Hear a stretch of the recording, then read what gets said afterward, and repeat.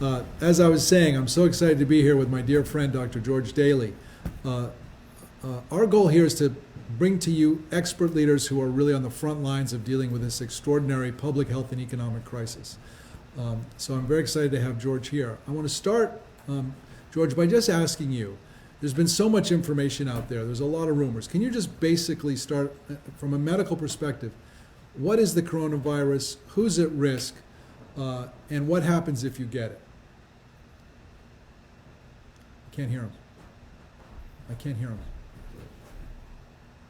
My responsibility as a leader in healthcare to provide communication to the public, to your constituents, and to be a reliable source of information. There's such a cacophony of voices, and it's been something that I've focused on for the last 2 months, and it's really time to get the message straight.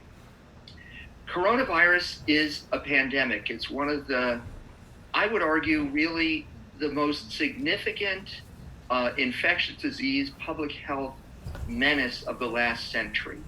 We have to go back to the Spanish flu of 1918, which infected a third of the human population on this earth and really caused somewhere between 17 and 50 million lives.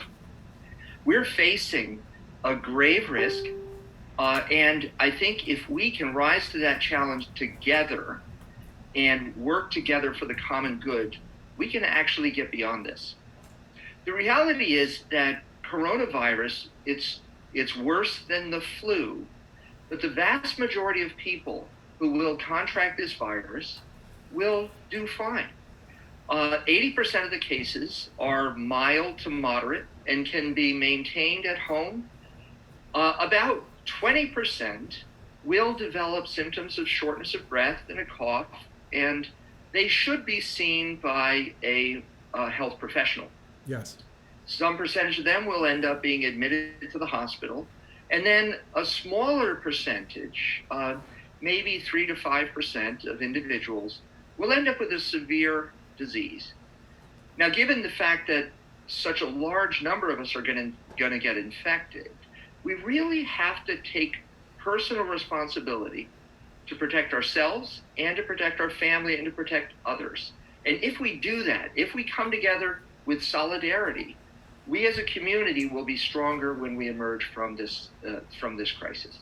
That's excellent, George. Thank you for your leadership. And just to build on that last point, and we've heard about flattening the curve and social distancing. What should people be doing now to protect themselves, their families, and really to participate in protecting all of us? Everyone should be paying attention to personal hygiene.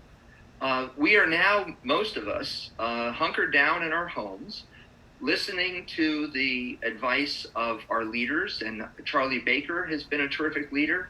Alan, you're taking the responsibility to have this virtual town hall is an example of your leadership. And we're all hearing that it's time for us to stay in our homes, don't go out, don't mix. We need to maintain this concept of social distancing. Yes. So that the frequency with which we infect others is lowered, and we can slow the pace of increase, the number of cases. If we were to continue to mix among ourselves, the contagiousness of this virus would just create a very, very overwhelming number of individuals who'd have to be seen in the hospital, and we don't want to do that. Yes. So we all have to take personal responsibility. We stay isolated. We maintain good hygiene, which means frequent hand washing. If we have a cough or a cold, and many of us are facing the allergies as Right. the spring comes upon us, Right. cough into your elbow or into a handkerchief or something of that sort, and then wash your hands. And if you're sick, if you have a fever or any kind of symptoms, stay home from work. It's extremely important that we isolate so that we can reduce the frequency of spread of this virus. Thank you, George. That's extremely helpful that you're giving the clear medical information and what people need to be doing. And we really all are on this together. If we follow your advice and listen to you, we really can slow down the spread of the disease. And I want to, you did an extraordinary thing as soon as you discovered that the coronavirus had come to America. You reached out to your colleagues in the medical field, in the scientific field. You created the Greater Boston Consortium on Pathogen Readiness. Can you tell us what that is, why you did that, and what are you doing? You brought together 80 leaders across disciplines for a groundbreaking summit. Just tell our viewers what's the goal and what are you doing now? Because I know you're working on the front lines of dealing with this. Yeah. So let me say that those of us who live in Massachusetts are remarkably blessed. Yes. Because we live amongst the densest and highest quality community of biomedical research and healthcare on Earth. There is no community that is better prepared to confront this major challenge. So in the middle of January, when I started hearing the reports of this endemic spread of a novel coronavirus in China, I started reaching out to the colleagues across the Harvard Medical School community. And what I found was an enormous eagerness of our experts to get together to try to confront this challenge. Now, at the time, we weren't certain that it was going to become the pandemic that we are facing today. But interestingly, at the end of January, early February, at a time when our federal government was in very, very tense tariff wars and challenges with the Chinese government, we had a back channel communication from leaders in China to the president of Harvard University asking for our help. This was at a time when our Center for Disease Control and the National Institutes of Health were reaching out to our Chinese colleagues to offer help, but we were being rebuffed.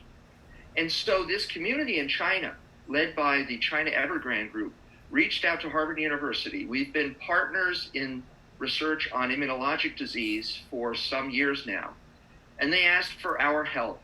And indeed, we brought together a very large number of experts across the realm of basic science to clinical medicine to try to help the Chinese. And in a very short period of time, we were connected by video conference. We were starting to share important information about the growing epidemic in China. And we were starting to apply our expertise to the challenges they were facing. That's extraordinary. Now we're 6 or 7 weeks later, the tables have turned. Yes. The Chinese have controlled their epidemic, and we're now continuing this conversation with our Chinese colleagues and learning from them.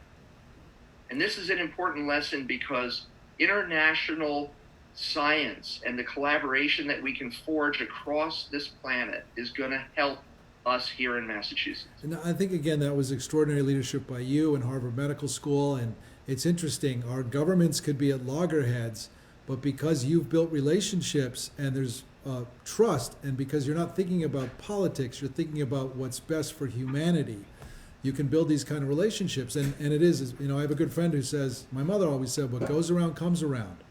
You reached out in a spirit of goodwill to help the Chinese with their crisis, and now they're helping us. And, you know, God bless you for doing that. And the lesson here is that we are all in this together. And these global issues, like pandemics, we have to have global cooperation. So tell our viewers and listeners, what is your consortium doing now? What kind of steps are you taking to confront, you know, research, recommendations on policy? What kind of things are you doing? Because from our conversation, I think it would be good for people to understand there is action being taken and work being done. Absolutely. I would say the Greater Boston area is one of the most active areas for research in confronting the coronavirus. So we have brought together, now it's well over 100 scientists from all of the biomedical institutions and medical schools here in the Greater Boston area. UMass, Tufts, Boston University, MIT, the Broad Institute, the Wyss Institute, several biotech companies. And what I've found is that there's nothing that galvanizes collaboration and cooperation like a common enemy. Yes. So we've come together.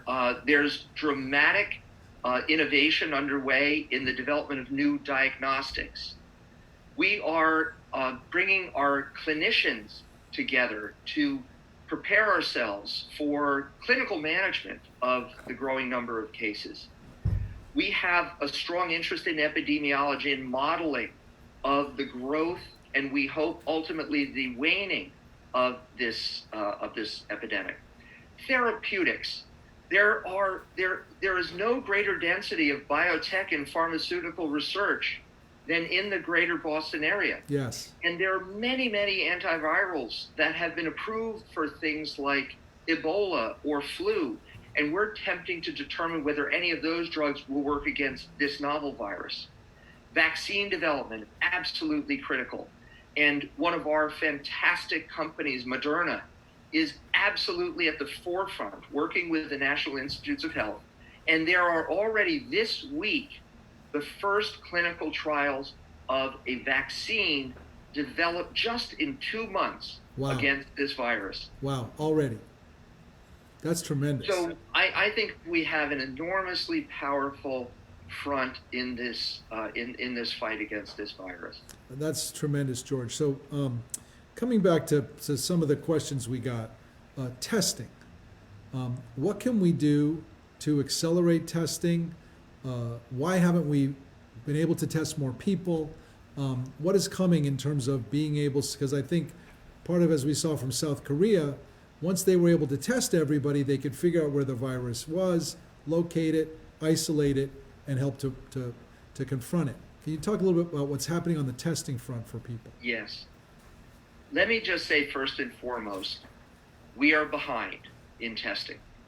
And in the aftermath of this crisis, we'll be able to look back and try to understand the root causes of this tremendous deficiency. So I apologize for that to the community, but I can also say that more testing is on the way. It is imminent. It's essential. And it's been the area that our scientific community has focused on most robustly. We know that there were initial challenges, but those challenges are being surmounted. I would say now, and it's important to point out, not everyone needs a test. Whereas we may all want a test, yes, not everyone needs a test. If you end up in a difficult situation with severe disease, if you're one of the rare individuals who develops severe disease and ends up in the hospital, you will get a test and you will be clinically managed. And I'm going to say that in the next week or two, we are going to expand the potential for testing in the Commonwealth so that we will be able to address many more of your needs. Right now, what's really important is to recognize that the vast majority of you, should you become infected, will be able to care for yourselves and do fine staying at home. 80% of you or more will have a mild condition, some fever, some cough, and you'll be able to manage yourself the way you would manage yourself with a cold or the flu at home. Yes. However, and there you will not necessarily need a test, even though you might want a test. And in a couple of weeks, those testing will be available. If you develop more severe symptoms, such as significant shortness of breath, or vomiting or diarrhea, which is a rare complication here, then you should be certain to make your way to an emergency room. First, calling that emergency room, because you don't want to establish yourself right in the throes of the emergency room and put and put other patients and healthcare workers at risk. Call your doctor. First and foremost, reach out to your doctor. You can reach out to your insurance provider and hear from them what you should do. If you're staying home, take care of yourself. If they recommend that you come into the hospital, make sure that you call first, because frequently you'll be met in an area outside of the emergency room, so that once again, in a very controlled environment, you can be tested and then triaged into the proper safe number of beds within our current hospital system. That's excellent. And George, thank you for your honesty. I think that, a character of great leaders is actually just telling the truth. You apologize. It really isn't your responsibility. You're doing everything you can, but deeply appreciate you role modeling how leaders should act in times like this. Now, you did mention I can say help is on the way. Thank you. And I think within a week or two, we're going to see much more widespread testing. The community has to take care of themselves, relax in your home, and then access the healthcare system if, in fact, you develop symptoms at that time. Well, thank you. Now, you did mention the 80%, which is actually very good news. So for the 20%, which is really the older population you discussed with me yesterday, or folks who have risk of diabetes or heart disease, what do we need to do for them? How are they being cared for? Just remind people what the big symptoms are. They can call the hospital, they can call their doctor. There's breakthroughs in telemedicine already. You mentioned you can even get diagnosed the way you and I are talking right now. Yes. Sometimes. What happens, so they get tested, and then what do we need to do to treat the 20%? Yeah, interestingly, as I've said, and I want to emphasize again, the vast majority of us will have a very mild condition, and in some instances, people are almost asymptomatic. And in fact, that's part of the challenge and part of the reason why we all have to stay isolated, because it appears that this virus can be transmitted by the people who are basically healthy and asymptomatic. Right. If you do develop more severe symptoms, and those symptoms involve a very persistent fever, significant air hunger or shortness of breath, or the inability to keep fluids down because of vomiting or diarrhea, that's when you really need to make certain that you can interact with the healthcare system. And that means calling your physician, calling the emergency room, actually being able to be counseled on the phone about your symptoms. The individuals will be speaking to you. They'll be very skilled nurses or physicians. They'll be able to determine whether you need to be seen immediately. And indeed, there's right now plenty of access to our many hospitals in our community. We have some of the best hospitals in the world. Yes. We really enjoy a tremendous quality of healthcare. You'll come in, you'll be given supportive care. If you need supplemental oxygen, the oxygen will be available. If you need intravenous fluids, and you'll basically be cared for with the sort of TLC that our healthcare system is famous for. That's wonderful. Now, we talked about the ventilators. There's been a lot of talk about ventilators, and actually, if we have enough ventilators, we can really take care of most people. You mentioned yesterday how many ventilators are available now, and I think governors have been calling on, Governor Cuomo and others have been calling on the government to invoke the Defense Production Act. I actually proposed this on Monday, to have us build more ventilators. What is your view on that? What's the capacity, and what might we need? And do you think we should get industry to start producing more ventilators? Well, let me speak to that. This is a situation that's getting a tremendous amount of attention. And I'm worried that it's really sowing a tremendous amount of fear, even panic.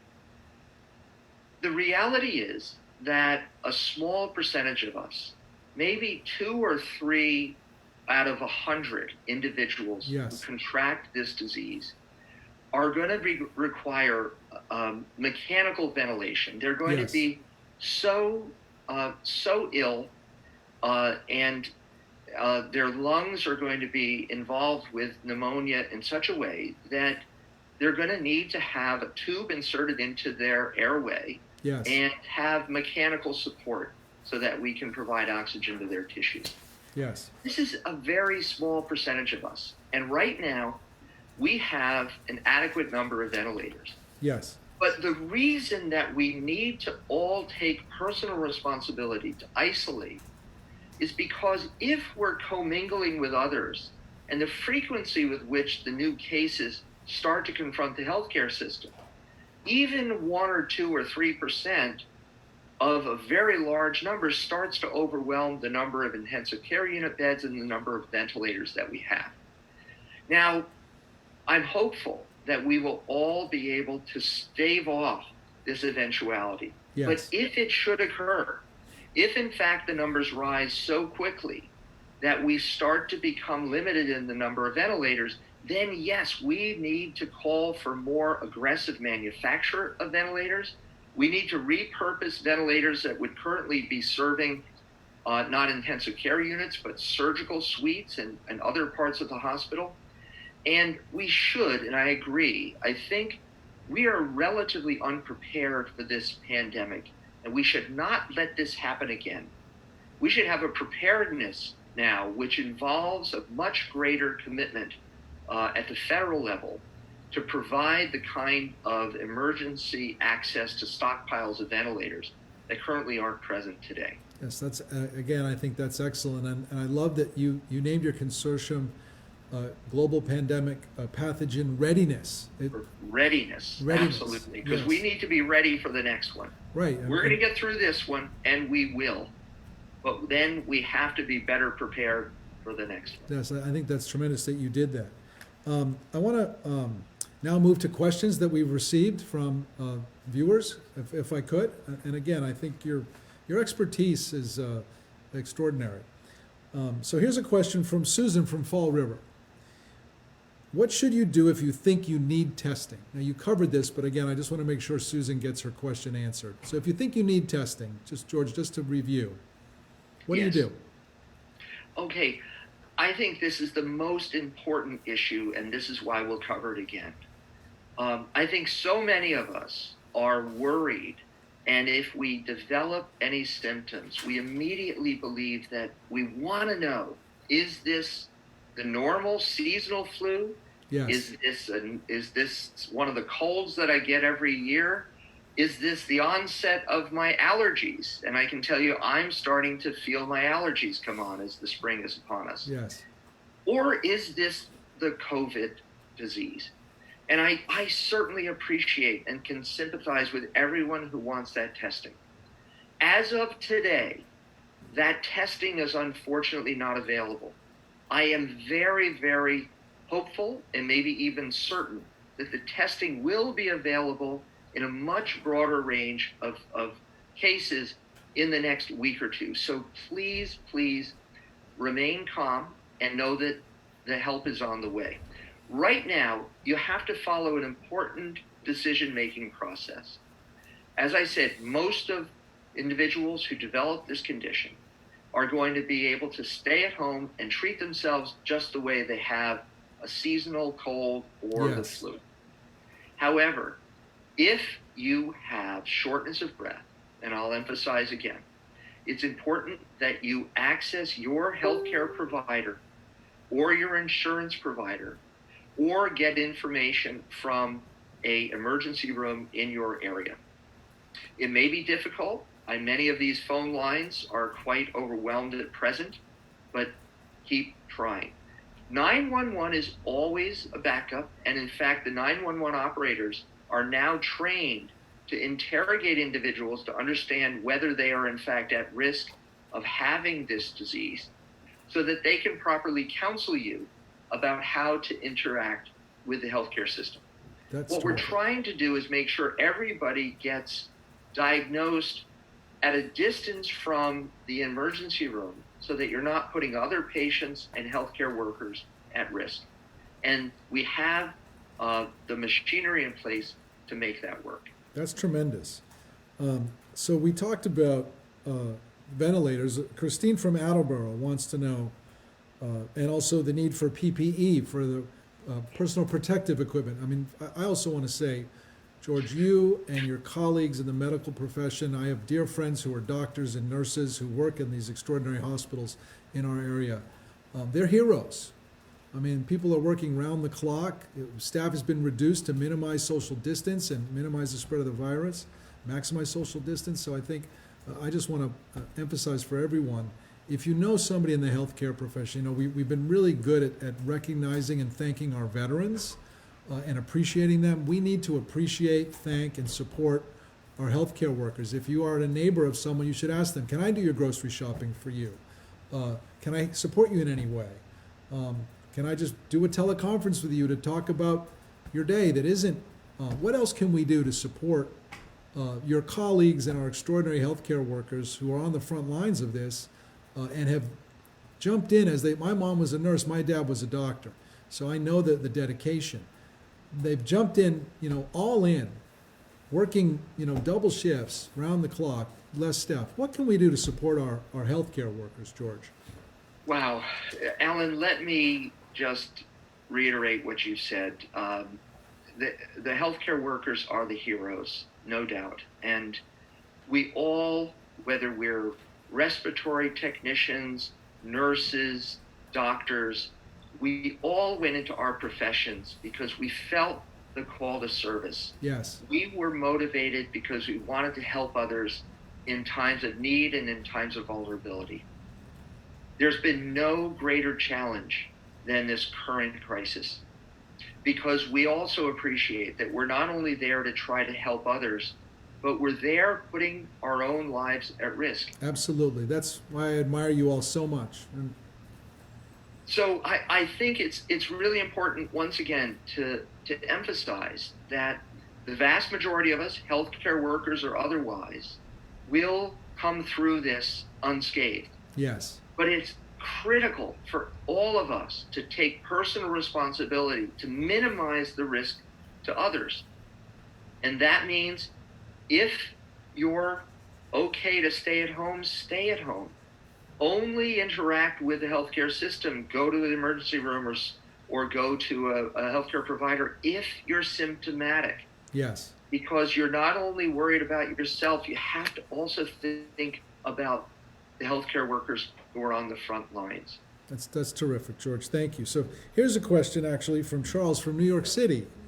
He says, can raw food, apples, lettuce, etc., carry COVID-19 into our bodies and sicken us? Now, yesterday when I was making lunch for my 11-year-old son, Reese, we cut up some apples. So I'd love to know the answer to this question too. Can raw food carry the virus into our bodies, George? Let's say this. I think this question makes the point that we all have to pay extra attention to hygiene. There are those who are, germaphobes, and it's a good time for us to follow their lead and be absolutely meticulous about washing our food, washing our hands. We know that the virus is inactivated and killed by really just low-level cooking. So I don't really think we have to worry about our food supply. Now, interestingly, in the last couple of days, a very interesting scientific paper appeared, which really assessed how long the virus survives on different surfaces. Yes, there's been a lot of talk about that. Fascinating. And this was an experiment where they sprayed virus onto copper, onto plastic, onto stainless steel, onto cardboard and the like. And it turns out that the virus can persist, can survive in an infectious manner for about 4 hours on copper, for about 24 hours on cardboard, and for 48 to 72 hours on plastic or stainless steel. So that's a really important lesson, not to be fearful, but to be cautious and to maintain meticulous standards of cleanliness. Wash your hands, wash high-touch surfaces in your home frequently.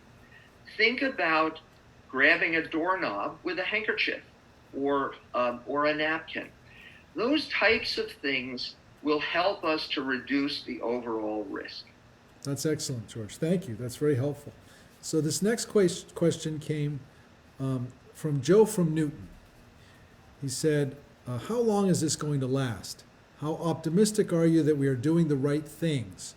What kinds of things are getting in our way of identifying and treating people with the virus? And then Raul just also asked, connected to this, I think, will there be multiple waves of the virus even if we are successful with isolation? Is there anything stopping it other than a vaccine? So I think these two questions are connected. How long? Yeah. Will there be waves? Can anything stop it besides a vaccine? You did mention that already that there's clinical trials. So what's your view on that, George? Yeah. Well, let me say this. This will end. We will get beyond this. And we will survive. And we will, I think, be stronger for it. I can just share with you the experience that I've had in communication with my Chinese scientific and clinical colleagues. Oh yes, that's very helpful because China actually, we've seen now they've slowed the spread of the virus. Exactly. So starting almost 2 months ago, I was having video conferences with teams of clinicians in Guangzhou, China, and they were wearing masks and they were reporting a startling number of patients. And then over the ensuing weeks, they started to report that with their very, very strict social distancing and lockdown of transport and migration, isolation of individuals in their homes, they started reporting a declining number of cases. And just this morning, we had another phone call, another video conference with them. And we noted that they were all sitting around the table, the 15 of them, and they were telelinked to folks in Beijing and Shenzhen, but none of them were wearing masks anymore. Interesting. And they felt like they were on the waning side of this epidemic. They were still very vigilant, but they felt that the worst was behind them. So that's been over 2 months. Now, I can't say that we're going to get over it in 2 months, but yes. I am hopeful and optimistic. With self-isolation, with this lockdown that we have imposed on our society, it comes at great cost, but there will also be great benefit. Now, what will naturally happen when an infection goes through a community is, as I said, once again, the vast majority of us will emerge and develop immunity. And after some months, there will be something called herd immunity, when a large percentage of us are no longer susceptible to the virus. And that reduces the overall spread of this contagion. Yes. Now, there is concern about a second wave. Yes, There's been a lot of talk about a second wave, and it is something we need to be vigilant about. And our colleagues in China have, in fact, been speaking about their concern that as they relieve the restrictions on migration and work, and tens of millions of people start to return to the factories in China, they're concerned that they're going to see a recurrence of the disease. So what are their plans to deal with that, since they are ahead of us? It's vigilance, and it's testing, and it's just adherence to the kinds of principles of personal hygiene and all of that. So we will watch and we will learn from the experience in China. Wonderful. It's so helpful, and it's great that you reached out to help them, and now they're helping us, and you're doing regular video conferencing. I mean, we are very fortunate that you are in direct connect with the folks in China who are ahead of this now, and we can learn a lot. Here's another question from Tina in Cambridge. I'm 84 and getting groceries delivered to my home. Can you give suggestions for how to treat the delivery to avoid possible virus contamination? Leaving delivery packages untouched for several days when possible has been suggested, and washing with soap and water when appropriate. Are these guidelines accurate? Anything else? A lot of people, especially seniors who are most at risk now, they are, and there have been wonderful volunteers actually that have emerged in Newton and Brookline and elsewhere at Fall River that are delivering packages for seniors. I mean, one of the things that's, I love how you talk about how we can come out of this stronger. One of the things that's inspiring to me as someone who's been in the service movement my whole life, Americans are amazing when we are confronting a challenge. People volunteer, they rise to the occasion, they give blood, they reach out. Even with social distancing, people are reaching out through teleconferencing like this. So a lot of people are delivering food, either they're ordering it or volunteers are delivering it. How do you protect against the virus, when you're getting food delivery? Yes. Well, let me say this. I think there's a significant amount of concern among the elderly Yes. because it has been clear from the experience in China and in Italy, and now increasingly here in the United States, that whereas young people appear to be relatively resilient in the face of infection, Yes. the consequences and severity go up with age and with various other conditions like heart disease or diabetes or lung disease. So it's particularly important for those among us who are in their 60s, 70s, 80s, and older, Yes. be particularly scrupulous and isolate, be very careful about the visitors that one has. But that said, obviously we need to be able to eat, and I think it's a wonderful, wonderful act of humanitarianism that we have people willing to deliver food. I was listening to the radio today and hearing about the need for volunteers for Meals on Wheels. Yes. Because we need to be able to get necessary sustenance to those who are shut in the setting of this crisis. So what should you do to protect yourself? Again, think about being scrupulous in your disinfection and your cleanliness. Soap and water is the way to fight this virus. If foodstuff comes into your house, wipe it off, clean it off. If you can, if it's a dry good, you can leave it for a couple of days, and you know that on cardboard, the virus is unlikely to survive past 24 hours. But again, wash your hands. Try as best as possible to keep your hands away from your face, because we introduce the virus into our mouth or nose or eyes through that kind of touching. Yes. I've had this sort of fanciful notion that sort of the newest fashion craze could be, those inverted lampshades that you put on dogs, those plastic collars, so we can't touch our they faces. don't scratch their face. I wish we could do that. Well, maybe some brilliant entrepreneur watching this is going to go invent that now and become the next successful But I'm entrepreneur. telling you, we will get so much benefit from just becoming more frequent hand washers and making sure that we keep our hands away from our face so we don't inoculate ourselves. So those of us from our generation may remember The Odd Couple. So basically, channel your inner Felix, not your inner Oscar. Exactly. Exactly. Yes. So here's a great question from Linda from Medfield. She asks, should women get regularly scheduled cancer screenings now, mammograms, colonoscopies, etc.? Wow, this question really highlights the fact that while we're in the middle of this crisis, people continue to have their own healthcare needs. Absolutely. So let me say this. I was due for a screening colonoscopy on the 26th. That has been postponed. And we have, in fact, postponed across the Harvard medical system all elective procedures and elective surgeries. Yes. And that's simply to reflect the fact that we're going to need all hands on deck, all of the healthcare workers to be able to redirect themselves to this surge in cases of COVID pneumonia. Yes. In most instances, delaying, I would say in virtually all instances, delaying these kinds of screening colonoscopies and mammographies are not going to have a significant impact overall, and we can all wait a few months. I also got a text from my dentist today that my cleaning is going to be delayed. But I got a similar text. Pardon? I got a similar text. Yes.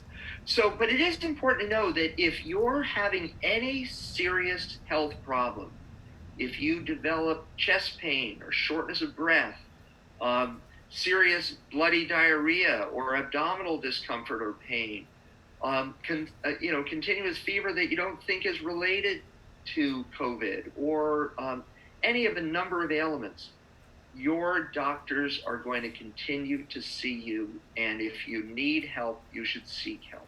That's excellent advice, George. So this is a similar question. I should have put them together. Rona from Newton asked, I'm supposed to have a knee replacement next month. What should you do when you need routine medical care or elective procedures? It sounds like the elective procedures like a knee replacement, unless it means you can't walk, is probably going to get deferred for a bit.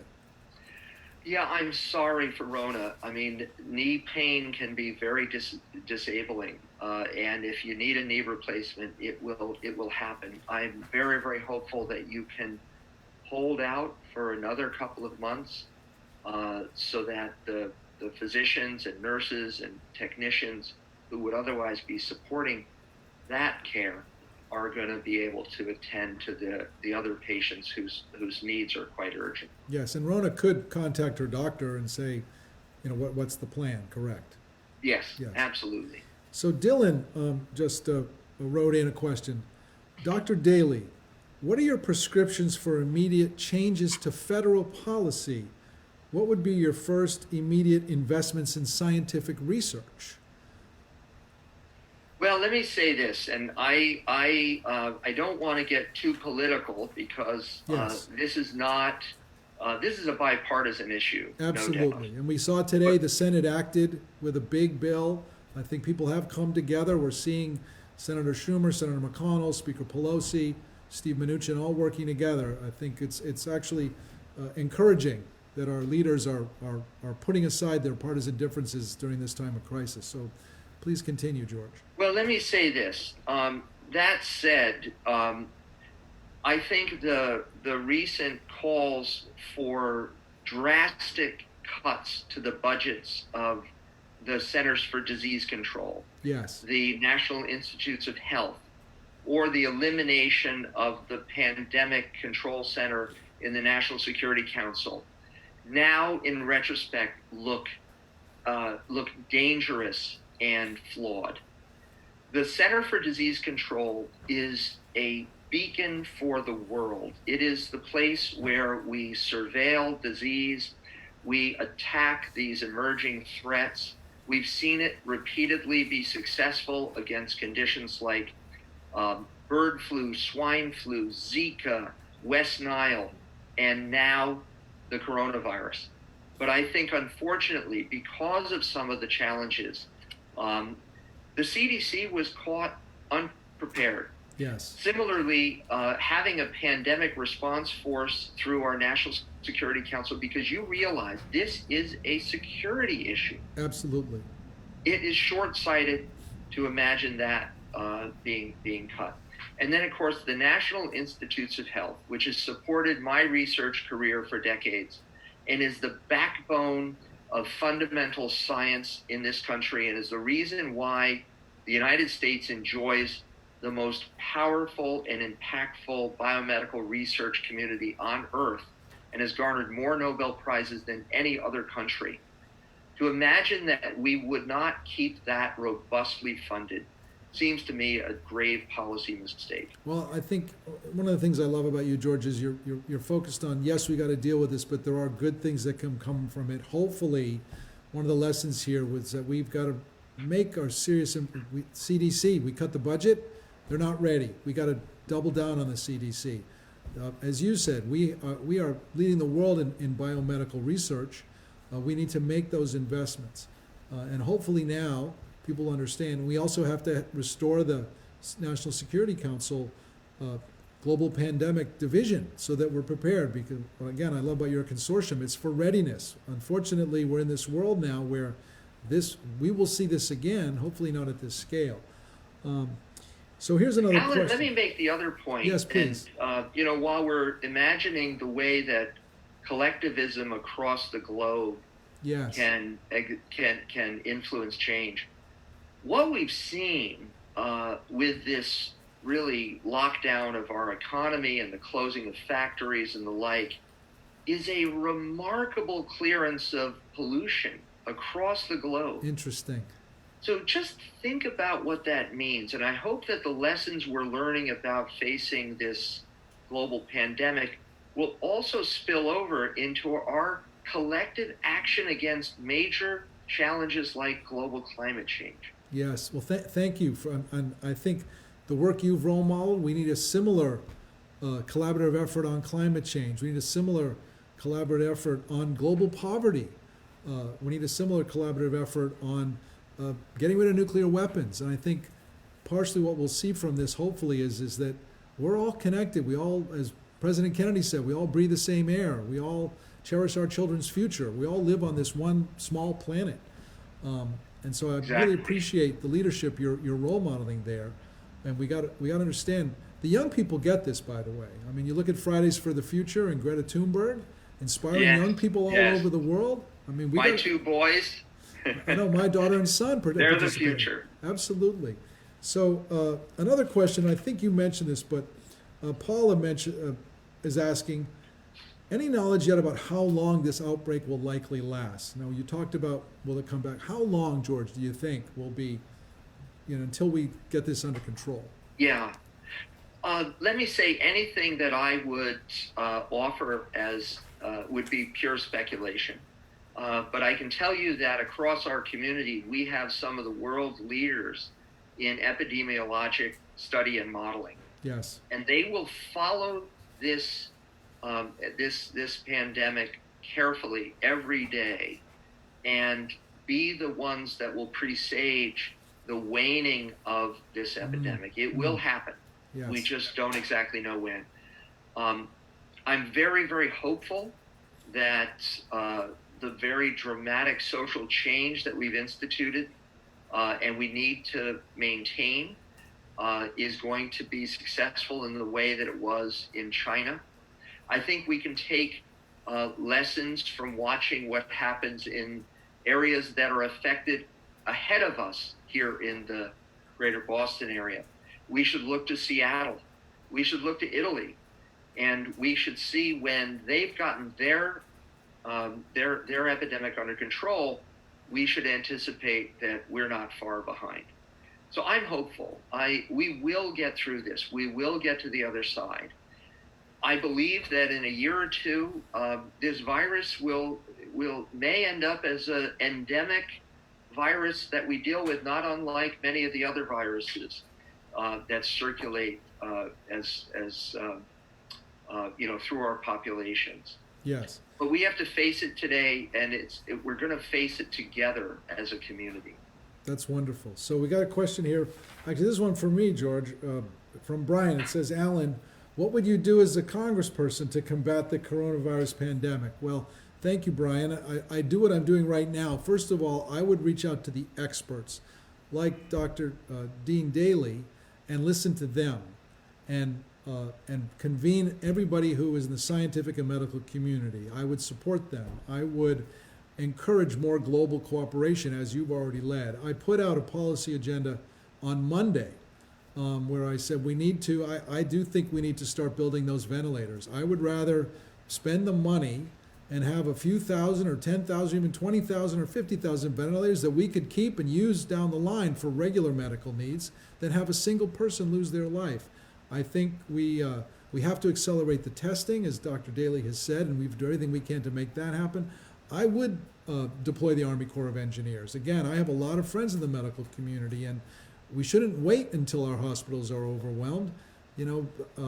This is like a war, and if it's attacked the whole country, if we were being attacked, they'd already be building those field hospitals. So I would do that.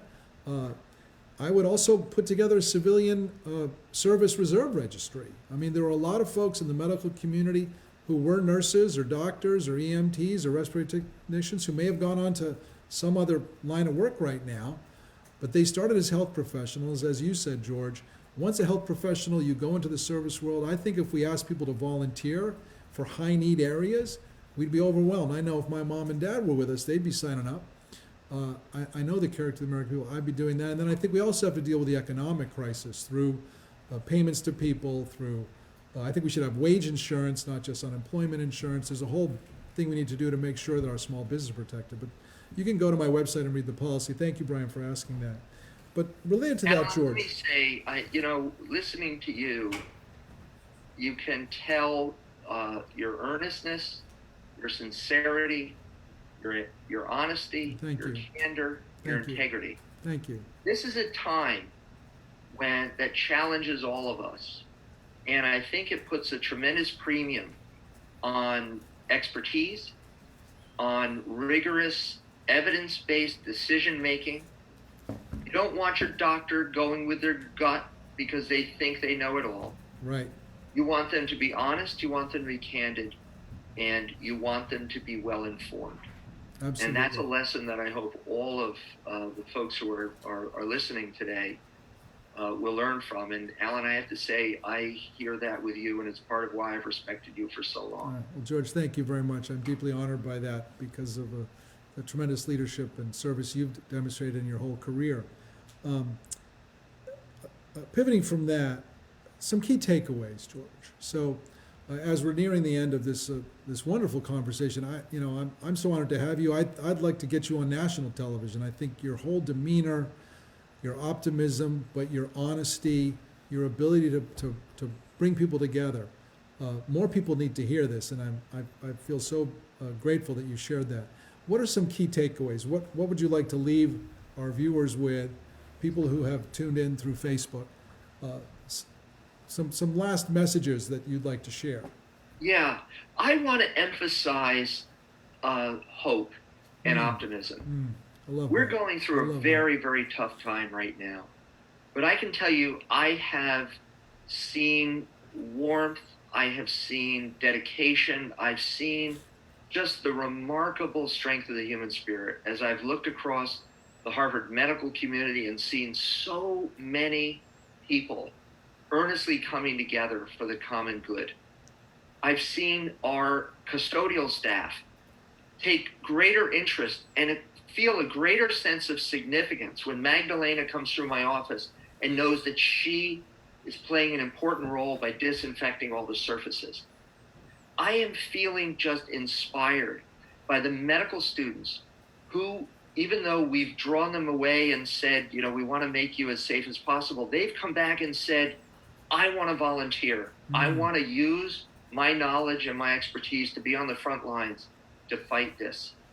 I've been just absolutely moved by my own family members, where we've been drawn together in our home in a way we didn't expect to spend spring break like this, but we've actually had deep and intense conversations over dinner that make me thankful for the quality of my family and the quality of our community. We will get through this, and we will be better as a society because of it. Well, George, that is just a wonderful message to conclude this. And again, I think you're such a role model. And, when we've had big challenges like this, during the Depression, the New Deal, World War II, we produced the greatest generation because people did rally together. And ultimately, when Americans band together, we prevail. So I think that's a wonderful way to end this. I want to thank you deeply for, first of all, your service, your leadership, for Alan, spending time. Let me say before we go. Yes. Your career, your commitment to promoting service through your work in City Year, your emblematic leadership. I am just so proud to have been able to spend this hour with you, and I wish you all the luck in your campaign. Well, thank you so much, George. I'm honored by that. I deeply am, and I look forward to continuing to work with you and continue to learn from you. And I want to thank you. I also want to let people know that I'm very excited to share that thanks to Dean Daley being the first to do this, a good friend of mine, General Stanley McChrystal, is going to join us next Wednesday at 7 o'clock. You'll be able to sign up through Facebook. If you didn't see General McChrystal on CNN calling on the government to invoke the Defense Production Act, well, the president finally did that. He wrote a beautiful article about how all of us can lead now, and how this virus is very much an asymmetrical threat, much like in the war that he led in Iraq and Afghanistan. So we'll have Stan McChrystal next week, which I'm excited about. But George, again, a deep thank you to you. Vanessa and I send our love to you and Amy and the boys. And I look forward to continuing to learn from you as we work on this together. Thank you very, very much. Thank you, Alan. Okay. Good night.